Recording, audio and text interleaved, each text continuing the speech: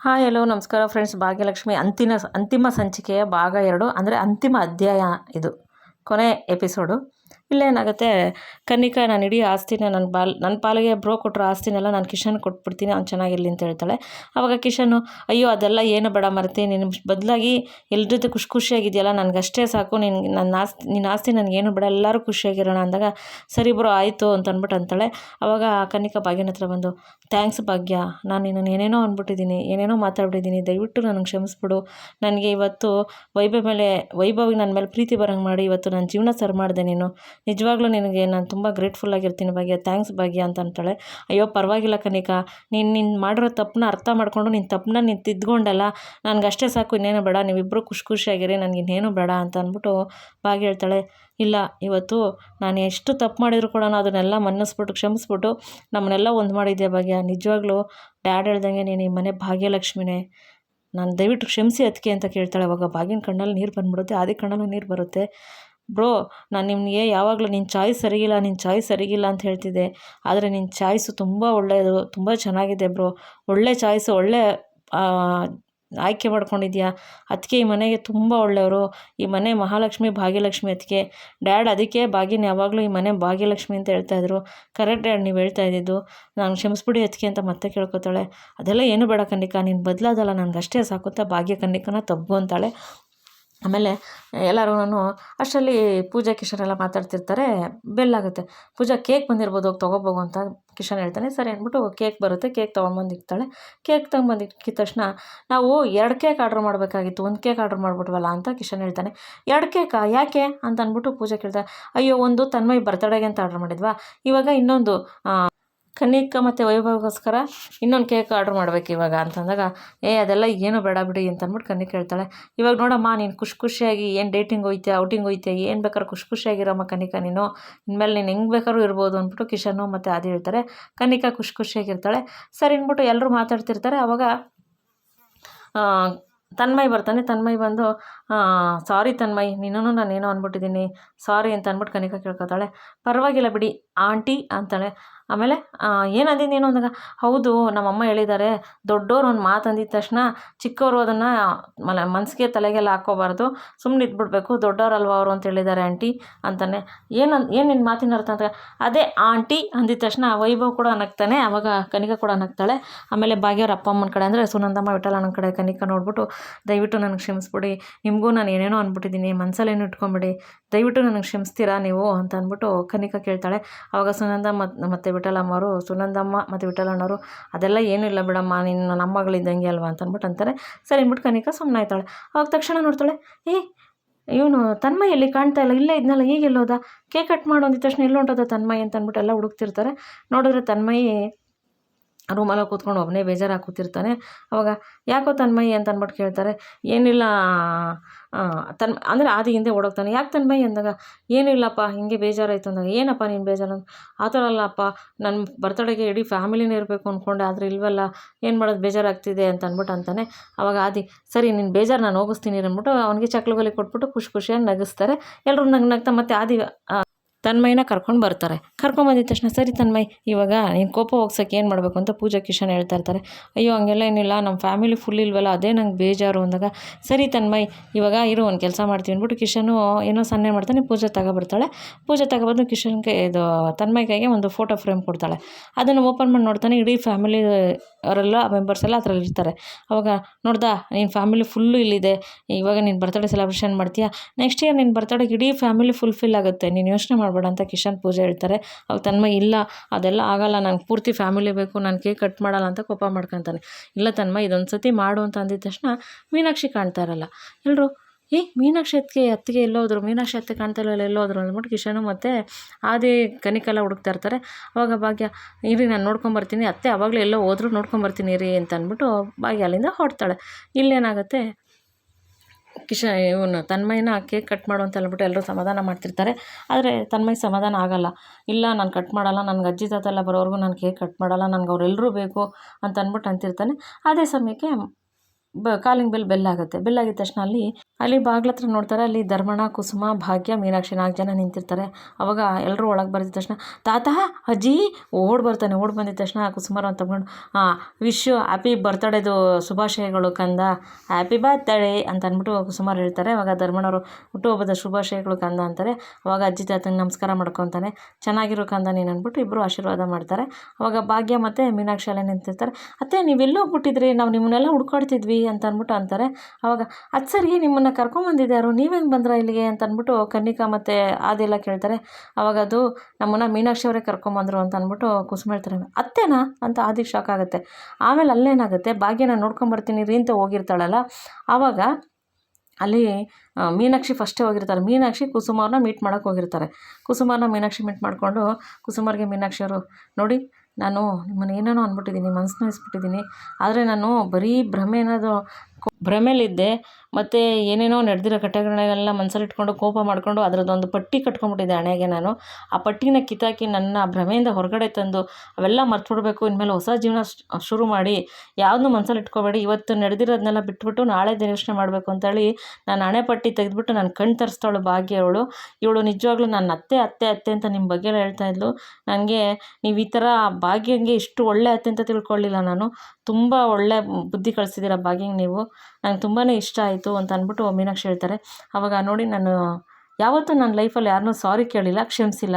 ಆದರೆ ನಾನು ಏನೇ ತಪ್ಪು ಮಾಡಿರಲಿ, ನಿಮ್ಮನ್ನು ಮನಸ್ಸಿಗೆ ನೋಯಿಸ್ಬಿಟ್ಟು ಮಾತಾಡಿದ್ದೀನಿ. ನಾನು ದಯವಿಟ್ಟು ಕ್ಷಮಿಸ್ಬಿಟ್ಟು ನಮ್ಮ ಮನೆಗೆ ಬರ್ತೀರಾ, ನೀವೂ ನಿಮ್ಮ ಮನೆಯವರಿಬ್ಬರು, ನಿಮ್ಮ ಯಜಮಾನ್ರಿಬ್ಬರು ನಮ್ಮ ಮನೆಗೆ ಬರ್ತೀರಾ, ಹಾಸ್ಪಿಟ್ಲಿಂದ ಎಲ್ಲ ನಮ್ಮ ಮನೆಗೆ ಹೋಗೋಣ, ದಯವಿಟ್ಟು ನನಗೆ ಕ್ಷಮಿಸ್ಬಿಡಿ. ನಾನು ನಿಮ್ಮನ್ನೇನೇನಿದ್ರು ನೀವು ಬೇಜಾರು ಮಾಡ್ಕೋಬಾರ್ದು. ಮತ್ತು ನಾನು ಯಾರನ್ನೂ ಕ್ಷಮೆ ಕೇಳಿಲ್ಲ.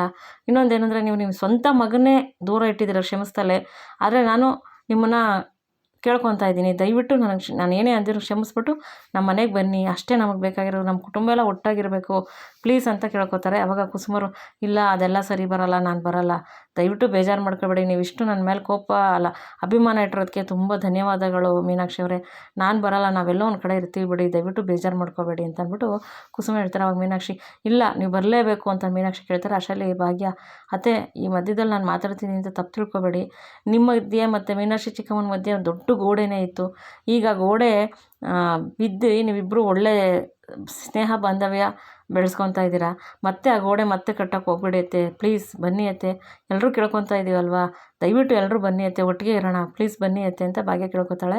ಅವಾಗ ಮೀನಾಕ್ಷಿ ಅವ್ರ ತಲೆ ಮೇಲೆ ಕೈ ಇಕ್ಕೊಂಡು, ನನ್ನ ಮೇಲೆ ಹಣೆಗೂ ಇವಾಗ ನೀವು ಬರಬೇಕು, ನೀವು ಮುಂದಕ್ಕೆ ಏನೂ ಮಾತಾಡೋಂಗಿಲ್ಲ, ಇವಾಗ ಸೀದಾ ಹಾಸ್ಪಿಟ್ಲಿಗೆ ಹೋಗಿ ಧರ್ಮಣ್ಣವ್ರನ್ನ ಡಿಸ್ಚಾರ್ಜ್ ಮಾಡ್ಕೊಂಡು ಅಲ್ಲಿಂದ ಸೀದಾ ಮನೆ ಕರ್ಕೊಂಡು ಹೋಗ್ತಾ ಇದ್ದೀವಿ ಅಷ್ಟೇ ಅಂತ ಹೇಳ್ಬಿಟ್ಟು ಮೀನಾಕ್ಷಿ ಹೇಳಿರ್ತಾರೆ.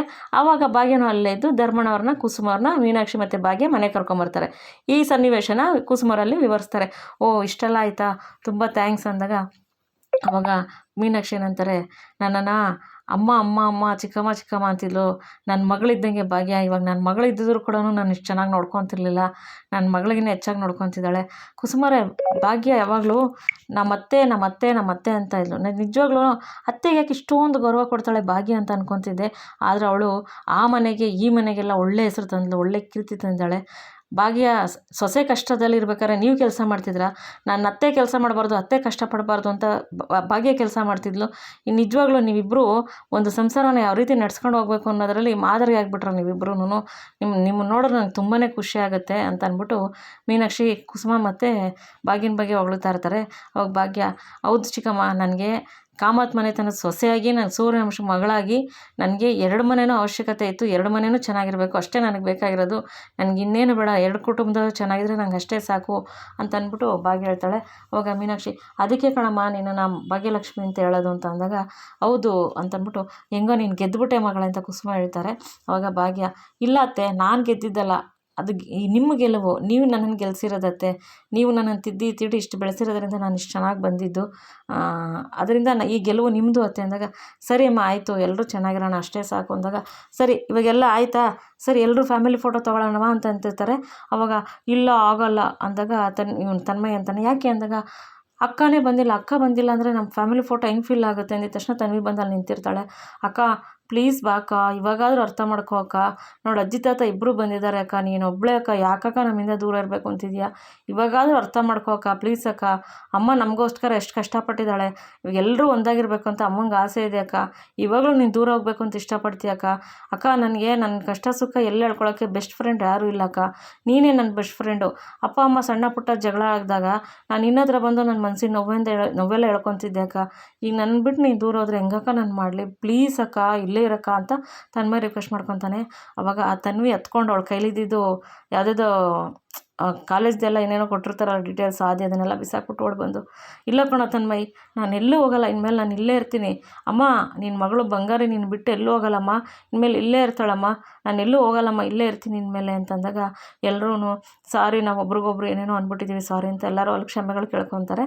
ಅವಾಗ ತನ್ವಿ ನಾನು ಎಲ್ಲೂ ಹೋಗಲ್ಲಮ್ಮ, ಇಲ್ಲೇ ಇರ್ತೀನಿ, ಅಜ್ಜಿ ತಾತ ನಿಮ್ಮೆಲ್ಲರ ಜೊತೆ ನಾನು ಇಲ್ಲೇ ಇರ್ತೀನಿ, ಅಪ್ಪ ದಯವಿಟ್ಟು ನಂಗೆ ಕ್ಷಮಿಸ್ತೀರಾ ಅಂತ ಕೇಳ್ಕೊತಾಳೆ. ಆದಿ ಕಣ್ಣಲ್ಲಿ ನೀರು ಅಳ್ಕೊಂಬರ್ತೈತೆ. ಹಾಂ ಮಗಳೇ, ಅಪ್ಪ ನಾನು ನಿಮ್ಮ ಜೊತೆನೇ ಇರ್ತೀನಪ್ಪ. ಹಾಂ ಮಗಳೇ, ನಂಗೆ ಅಷ್ಟೇ ಸಾಕು ಮಗಳೇ ಅಂದಾಗ, ಇಲ್ಲಿ ನನ್ನ ಹತ್ರ ಬರಲ್ವಪ್ಪ ನೀವು, ಬನ್ನಿಯಪ್ಪ ನನ್ನ ಹತ್ರಕ್ಕೆ ಅಂತ ಕರಿತಾಳೆ ತನ್ವಿ.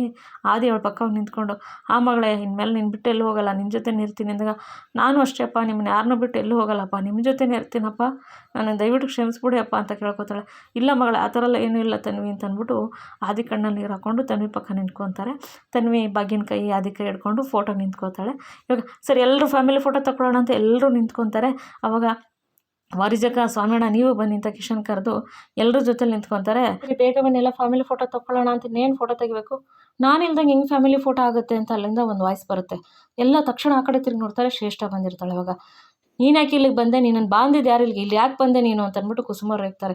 ನಾನು ಎಲ್ಲೂ ಹೋಗ್ಲಿ ಅತ್ತೆ, ನೀವು ಹೇಳಿ ನನಗೆ ಯಾರಿದ್ದಾರೆ, ಅಪ್ಪ ಅಮ್ಮನೂ ನಾನು ನೋಡ್ಕೊತಾ ಇಲ್ಲ, ನಾನು ಸೇರಿಸಲ್ಲ, ನಾನು ಎಲ್ಲಿಗೋಗ್ಲಿ ಅತ್ತೆ, ನನಗೋಸ್ಕರ ಅಲ್ದಿರೋ ನನ್ನ ಮಗುಗೋಸ್ಕರ ನಾನು ಇಲ್ಲೇ ಇರಬೇಕತ್ತೆ, ಪ್ಲೀಸ್ ಅತ್ತೆ ನಾನು ಇಲ್ಲಿಂದ ಆಚೆ ಕಳಿಸ್ಬೇಡಿ ಅತ್ತೆ ಪ್ಲೀಸ್ ಅಂದೆ. ನೋಡು ನೀನು ಇಲ್ಲಿರಬೇಡ, ನನಗೆ ಕೋಪ ಬರ್ಸ್ಬೇಡ, ನೀನು ಇದ್ದರೆ ಇಲ್ಲಿ ಮತ್ತೆ ಜಗಳ ಶುರುವಾಗುತ್ತೆ, ದಯವಿಟ್ಟು ಇಲ್ಲಿಂದ ಹೊಟ್ಬಿಡು, ನೀನು ಇಲ್ಲಿದ್ದರೆ ಈ ಮನೆ ನೆಮ್ಮದಿಗಿರೋಕ್ಕಾಗಲ್ಲ, ನೀನು ಇಲ್ಲಿಂದ ಹೊಟ್ಬಿಡು ನನಗೆ. ಇಲ್ಲ ಅತ್ತೆ ನಾನು ತಪ್ಪು ಮಾಡಿದ್ದೀನಿ, ಆದರೆ ನಾನು ತಿದ್ಕೊಂಡಿದ್ದೀನಿ ಅತ್ತೆ, ನಿಮ್ಗೆ ಯಾಕೆ ಯಾರಿಗೂ ಅರ್ಥ ಆಗ್ತಿಲ್ಲ, ನಾನು ಇಲ್ಲೇ ಇರ್ತೀನತ್ತೆ ಪ್ಲೀಸ್, ನಾನು ನಿಮ್ಮ ಫ್ಯಾಮಿಲಿ ನಿಮ್ಮ ಕುಟುಂಬದವಳು ಅಂತ ನಾನು ಇಸ್ಕೊಳ್ಳುತ್ತೆ, ನಾನು ತಪ್ಪೆಲ್ಲ ಕ್ಷಮಿಸ್ಬಿಟ್ಟು ನಾನು ಇಲ್ಲೇ ಇರ್ತೀನಿ, ಭಾಗ್ಯ ನೀನಾದರೂ ಹೇಳೋ ಭಾಗ್ಯ ಅಂತ ಭಾಗ್ಯಂಗೆ ಹೇಳ್ತಾಳೆ. ಅಲ್ಲ ಶ್ರೇಷ್ಠ, ಅವಾಗ ನಾನು ಅಕ್ಕನ ಜೀವನನೂ ಹಾಳು ಮಾಡಿದೆ, ಬೇಡ ಅಂದರೂ ಕೇಳಲಿಲ್ಲ, ಇವಾಗ ಮತ್ತೆ ಬಂದು ಇಲ್ಲೇ ಇರ್ತೀನಿ ಅಂತ ಹೇಳ್ತಿಲ್ಲ, ಹೇಗಿದ್ದು ನಿನ್ನ ಮನಸ್ಸು ಒಪ್ಪುತ್ತಾ ಅಂತ ಪೂಜಾ ಕೇಳ್ತಾಳೆ. ಅದೇ ಪೂಜಾ ನಾನು ಹೇಳ್ತಿದ್ದೀನಲ್ಲ ಕ್ಷಮಿಸ್ಬಿಡಿ ಅಂತ ಅಂದಾಗ, ಇಲ್ಲ ಈ ಮನೇಲಿ ಜಾಗ ಇಲ್ಲ, ಮೊದಲು ಇಲ್ಲಿಂದ ಹೋಗ್ತಾರ ನೀನು ಅಂತ ಹೇಳ್ಬಿಟ್ಟು ಕುಸುಮ ಹೇಳ್ತಾರೆ. ಇನ್ನೇನು ಶ್ರೇಷ್ಠ ಹೋಗ್ತಾ ಇರ್ತಾಳೆ ಅಷ್ಟರಲ್ಲಿ ಭಾಗ್ಯ, ಆಯಿತು ಶ್ರೇಷ್ಠ ನಿಂತ್ಕೊ ಇಲ್ಲಿ ಅಂದಾಗ, ಭಾಗ್ಯ ನೀನೇನು ಮಾಡ್ತಿದ್ಯಾ ಅಂತ ಕುಸುಮ ಕೇಳ್ತಾರೆ. ಅತ್ತೆ ಹೋಗ್ಲಿ ಬಿಡಿ, ಅವಳು ತಪ್ಪಾಯಿತು ಅಂತ ಕೇಳಿದಾಳಲ್ವಾ, ಎಷ್ಟೆಷ್ಟೋ ತಪ್ಪು ಮಾಡ್ತಾರೆ ಸಹಜ ಮನುಷ್ಯರು, ಅವಳೊಂದು ತಪ್ಪು ಮಾಡಿದಾಳೆ, ನಾವು ಕ್ಷಮಿಸ್ಬಿಡೋಣ ಅತ್ತೆ, ಅವಳಿಗೋಸ್ಕರ ಅಲ್ದಿರ ಮಗುಗೋಸ್ಕರ ಕ್ಷಮಿಸೋಣ ಅತ್ತೆ, ಆ ಮಗು ಇಲ್ಲೋಗುತ್ತತ್ತೆ, ಅದಕ್ಕೆ ಒಂದು ಆಸರೆ ಬೇಕಲ್ವಾ, ಪಾಪ ಅವಳೊಬ್ಳು ಏನು ಮಾಡ್ತಾಳತ್ತೆ, ಅವಳ ಹೊಟ್ಟೆಲಿರೋ ಮಗುಗೋಸ್ಕರ ನಾವೆಲ್ಲರೂ ಅವಳನ್ನ ಕ್ಷಮಿಸೋಣ ಅತ್ತೆ, ಆ ಮಗು ಈ ಮನೆ ಬೆಳಕಾಗುತ್ತೆ ಅತ್ತೆ, ಪ್ಲೀಸ್ ಅತ್ತೆ, ಆ ಮಗುಗೋಸ್ಕರ ಕ್ಷಮಿಸ್ಬಿಟ್ಟು ನಮ್ಮ ಜೊತೆ ಇರಿಸ್ಕೊಳ್ಳೋಣ ಅತ್ತೆ, ಅವಳು ತುಂಬ ತಪ್ಪು ಮಾಡಿದಾಳೆ ಸಹಜ, ಇಲ್ಲ ಅಂತ ನಾವು ಹೇಳಲ್ಲ, ಆದರೆ ಏನು ಮಾಡೋಕ್ಕಾಗಲ್ಲ, ತಪ್ಪು ಮಾಡಿದ್ಮೇಲೆ ಅವಳಿಗೆ ಕ್ಷಮಿಸೋಣ ಅತ್ತೆ, ಅವಳು ತಪ್ಪಾಯಿತು ಅಂತ ಕೇಳ್ಕೊಂಬಂದಿದ್ದಾಳೆ, ಆಸರೆ ಕೇಳ್ಕೊಂಬಂದಿದ್ದಾಳಲ್ವ, ಅವಳ ಆಸರೆನ ನಾವು ಯಾಕೆ ನಿರಾಕರಿಸ್ಬೇಕು, ಅವಳು ನಮ್ಮ ಜೊತೆ ಇರಿಸ್ಕೊಳ್ಳೋಣ, ಇನ್ಮೇಲಾದ್ರೂ ತಿದ್ಕೊಂಡಿರ್ತಾಳೆ ಅಂತ ಅಂದ್ಬಿಟ್ಟು ಭಾಗ್ಯ ಹೇಳ್ತಾಳೆ. ಅವಾಗ ಅವಳ ಮಗ, ನನಗೂ 2 ಮಕ್ಕಳಿದ್ದಾರೆ, ಅವಳ ಮಗುಗೋಸ್ಕರ ಇರಲಿ ಬಿಡಿ ಅತ್ತೆ ಅಂದಾಗ ಕಾಮತವರು, ಹೌದಮ್ಮ ಅದಕ್ಕೆ ನೀನು ತಾಯಿ ಮನಸ್ಸು ಅಂತ ಹೇಳೋದು, ನೀನು ಕ್ಷಮಿಸಿದ್ಮೇಲೆ ಮುಗೀತು ಬಿಡಮ್ಮ, ಭಾಗ್ಯ ಹೇಳಿದ್ಮೇಲೆ ಮುಗೀತು, ಶ್ರೇಷ್ಠ ಇನ್ಮೇಲೆ ಇಲ್ಲೇ ಇರಮ್ಮ, ಆದರೆ ನೀನು ಕರೆಕ್ಟಾಗಿರಬೇಕು ಆಯಿತಾ ಅಂತ ಕಾಮತ್ ಹೇಳ್ತಾರೆ. ಹ್ಞೂ ಅಂಕಲ್ ಅಂತ ಅಂತಾಳೆ. ಅಷ್ಟರಲ್ಲಿ ಆದಿ, ನೋಡು ಶ್ರೇಷ್ಠ ಹಿಂದೆ ಆಗಿರೋದೆಲ್ಲ ಮರ್ತುಬಿಡು, ಮುಂದಕ್ಕೆ ಚೆನ್ನಾಗಿರು, ಜೀವನ ಚೆನ್ನಾಗಿ ನಡ್ಸ್ಕೊಂಡು ಹೋಗು ಆಯಿತಾ, ಇನ್ಮೇಲಾದರೂ ಒಳ್ಳೆಯವಳಾಗು ಅಂತ ಅಂದ್ಬಿಟ್ಟು ಆದಿ ಹೇಳ್ತಾರೆ. ಸರಿ ಆಯಿತು ಅಂತ ಅಂದ್ಬಿಟ್ಟು ಅಂತಾಳೆ. ಸರಿ ಬಾ ಶ್ರೇಷ್ಠ, ನೀನು ನಮ್ಮ ಫ್ಯಾಮಿಲಿಯೊಳಗೆ ಒಬ್ಬಳಲ್ವಾ, ಬಾ ನಿಂತ್ಕೊ ಅಂತ ಹೇಳ್ಬಿಟ್ಟು ಎಲ್ಲರೂ ಫ್ಯಾಮಿಲಿ ಫೋಟೋ ನಿಂತ್ಕೊತಾರೆ. ಎಲ್ಲರೂ ಖುಷಿಯಾಗಿ ತನ್ಮಯ ಬರ್ತಾಳೆ, ಕೇಕ್ ಕಟ್ ಮಾಡಿ ಸೆಲೆಬ್ರೇಷನ್ ಮಾಡ್ತಾರೆ. ಇವತ್ತಿನ ಸಂಚಿಕೆ ಅಂದರೆ ಕೊನೆ ಸಂಚಿಕೆ, ಭಾಗ್ಯಲಕ್ಷ್ಮಿ ಕೊನೆ ಅಧ್ಯಾಯ ಇವತ್ತು ಮುಗಿಯಿತು ಸ್ನೇಹಿತರೆ. ಇಷ್ಟು ಹೇಗೆ ಸಪೋರ್ಟ್ ಮಾಡಿದ್ರು, ಮುಂದೆನೋ ಅದೇ ಥರ ಬೇರೆ ಧಾರಾವಾಹಿ ಬಗ್ಗೆ ಹೇಳಲಿಕ್ಕೆ ಸಪೋರ್ಟ್ ಮಾಡಿ ಅಂತ ಕೇಳ್ಕೊತೀನಿ. ನಿಮ್ಮ ಸಪೋರ್ಟು ನನಗೆ ತುಂಬ ಅಗತ್ಯ ಸ್ನೇಹಿತರೆ. ಯಾರ್ಯಾರು ಹೊಸ್ದಾಗಿ ನೋಡ್ತಿದ್ದೀರೋ ದಯವಿಟ್ಟು ಸಬ್ಸ್ಕ್ರೈಬ್ ಮಾಡ್ಕೊಳ್ಳಿ. ಸಬ್ಸ್ಕ್ರೈಬ್ ಆಗಿರೋರಿಗೆ ಮತ್ತು ವಿಡಿಯೋ ನೋಡ್ತಿರೋರಿಗೆ ಎಲ್ರಿಗೂ ತುಂಬ ತುಂಬ ತುಂಬ ಧನ್ಯವಾದಗಳು ಸ್ನೇಹಿತರೆ. ನಾನು ಏನು ಹೇಳಬೇಕು ಅಂತಲೇ ಗೊತ್ತಾಗ್ತಿಲ್ಲ. ಭಾಗ್ಯಲಕ್ಷ್ಮಿ ಮುಗಿಯಿತು, ತುಂಬ ಖುಷಿಯಾಗಿ ಎಂಡಿಂಗ್ ಆಯಿತು. ಒಂದೇ ಗುಡಿನ ಹಕ್ಕಿಗಳ ಥರ ಎಲ್ಲ ಮನೆಯವರು ಒಂದಾದರು, ತುಂಬಾ ಖುಷಿ ಆಯಿತು. ಎಲ್ಲರ ಮನೆಯಲ್ಲೂ ಇದೇ ಥರ ಖುಷಿಯಾಗಿದ್ದರೆ ಅಷ್ಟೇ ಸಾಕು. ವಿಡಿಯೋ ನೋಡೋದಕ್ಕೆ ಧನ್ಯವಾದಗಳು ಸ್ನೇಹಿತರೆ. Thank you for watching.